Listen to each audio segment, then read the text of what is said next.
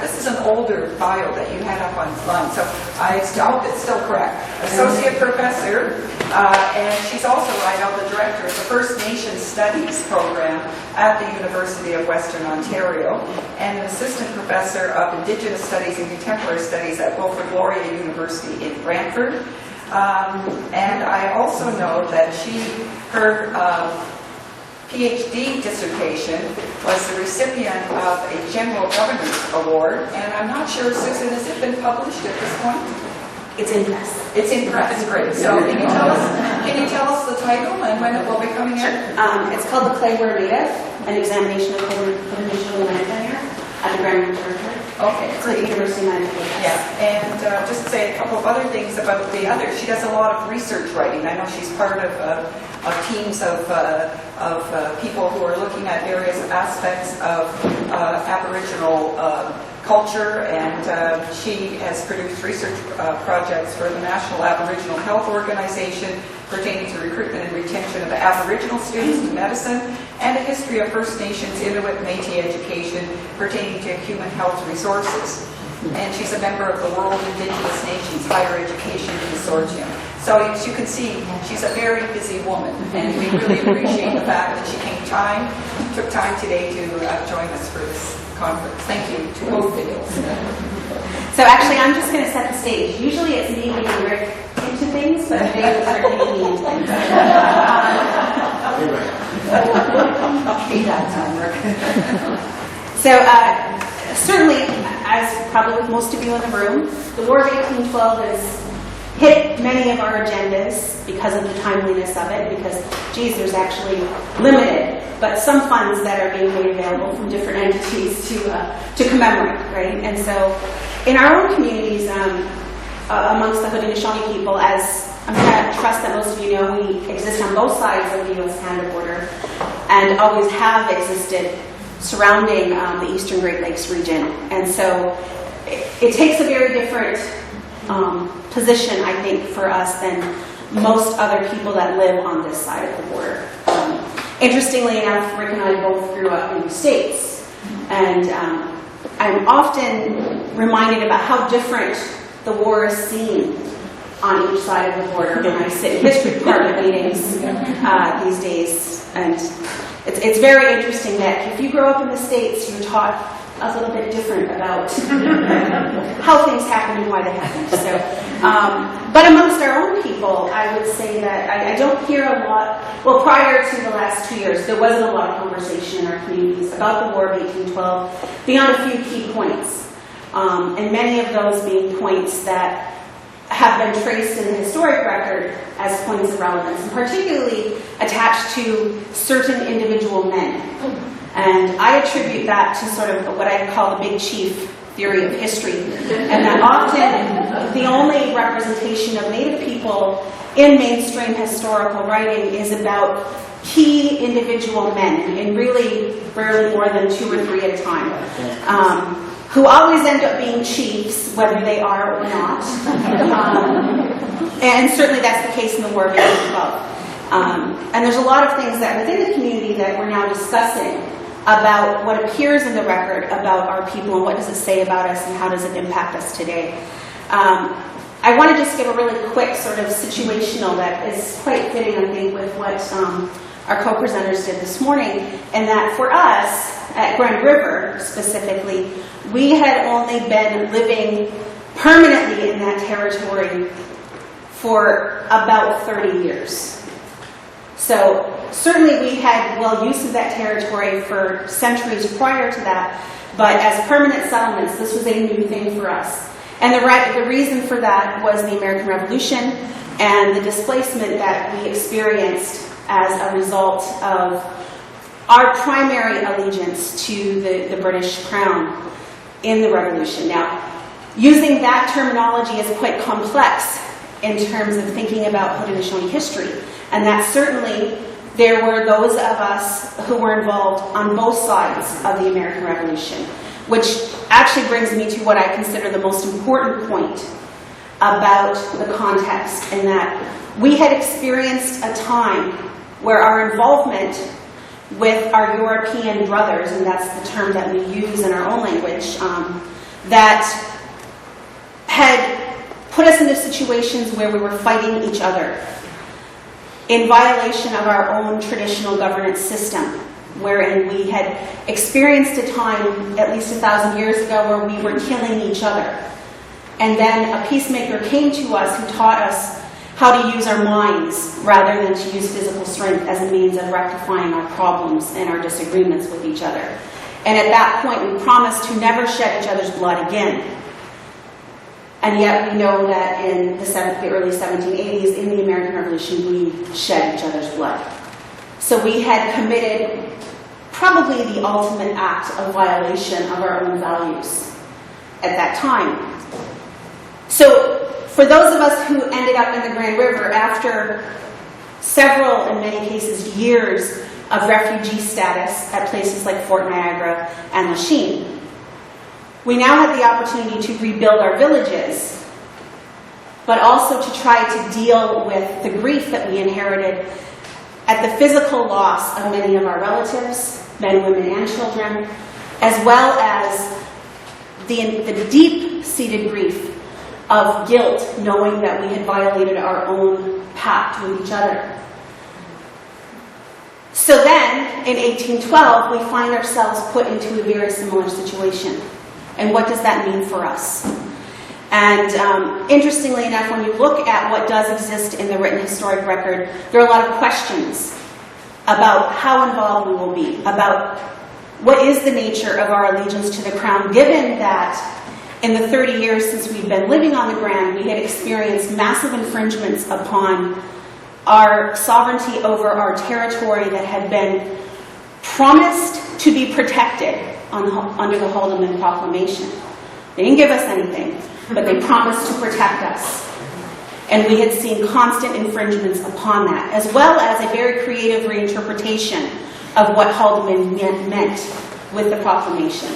So we were dealing with a question about our relationship to the Crown, as well as dealing with the fact that our relatives on the other side of the Niagara River were likely to be courted by their neighbors to support them in a war that could see us again shedding each other's blood. So as you might imagine, a lot of questioning about whether or not we should be involved with this. I don't spend a lot of time in my own research investigating the records pertaining to the battles.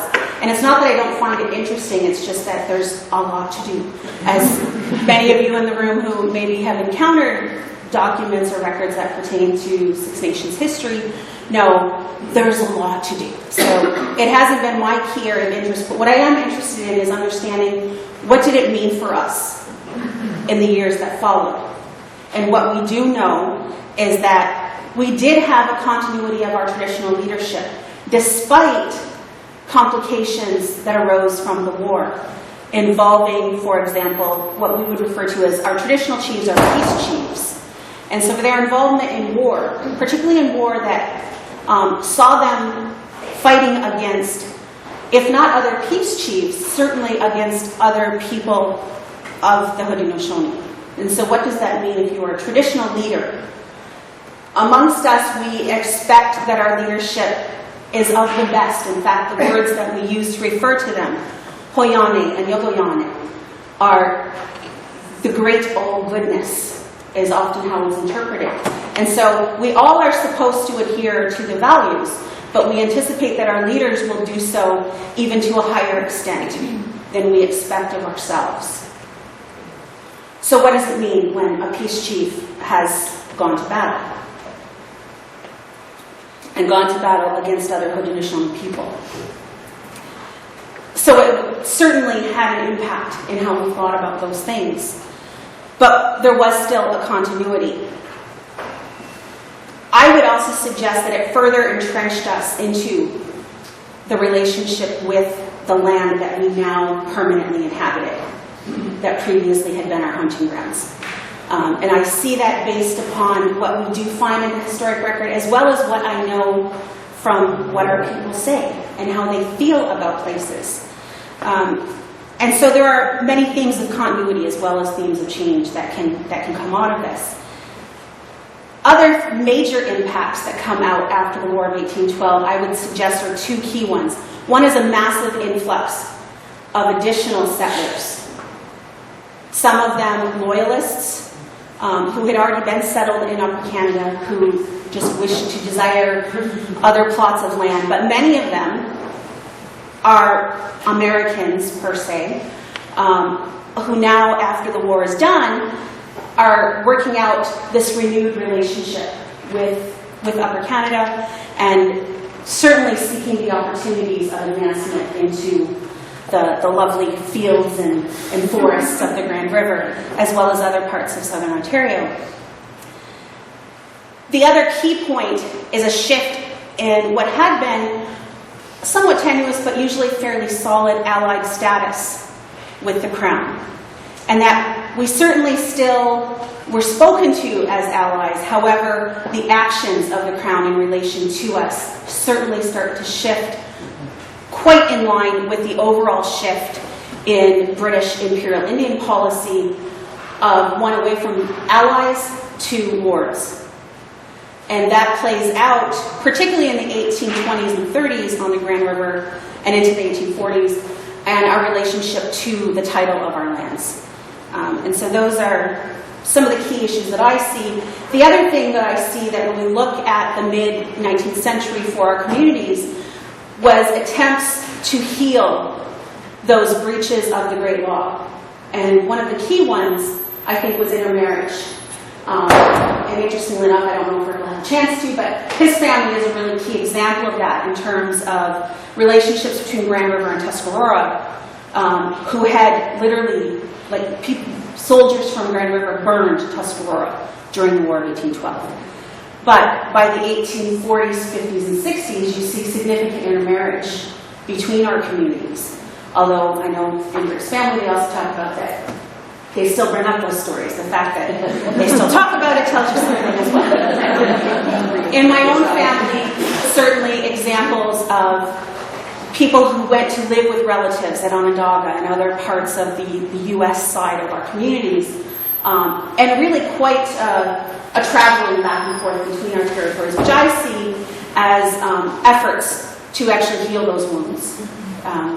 If not completely, in that fact that we do still carry those stories, but to try to get us past those things where we could live with each other again. So I'm going to stop there. And Rick has some really great slides that talk about images of Indigenous women. So he's really the bulk of the talk. Well, I'm glad to be here. Like Sue mentioned, we follow our mother's side of the family. So my mother's a Tuscarora, that's what I am.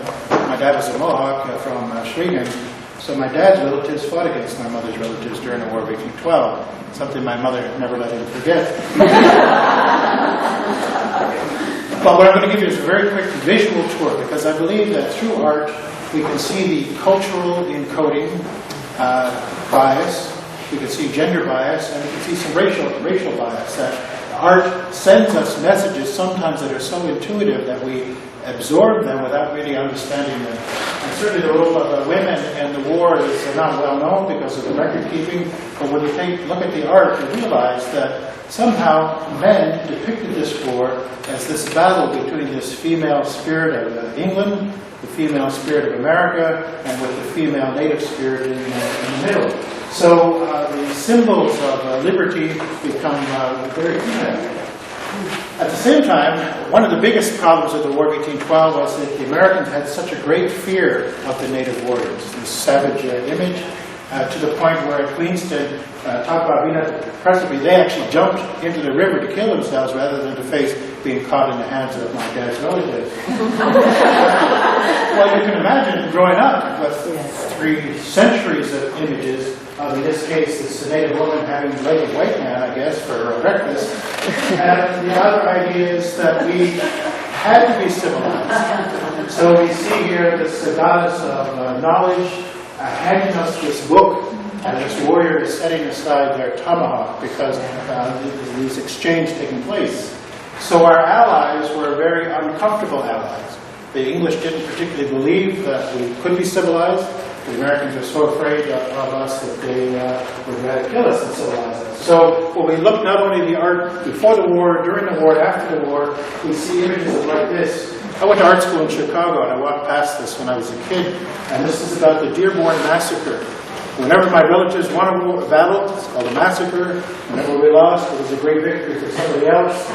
But we see this kind of stereotypical native in the big Western headdress being overcome by the soldier, which is an interesting image for a massacre, for the loss. But then we have this angel, guardian angel flying above, as if to condone what's going on. But as you know, both the Americans and the British prayed to God constantly, please help us kill the other people, so that the spiritual underpinning we see in the art is very important. So we have here then Britannia, right? This almost looks like a Roman soldier. She carries this sea spear to rule the seas, and so she's got her shield, her what do they call it, trident, and her helmet. And so when, after the Revolutionary War, when our people actually made this alliance with the Crown, this painting was done by Benjamin West. I know it's hard to see, but you can actually see the Mohawk warrior with his hand up in the air as the spirit of Britannia is reaching out to him, and they're all headed towards the Crown to touch that. So this art has all of the patriotic stuff you'd want to have in there, whether it's real or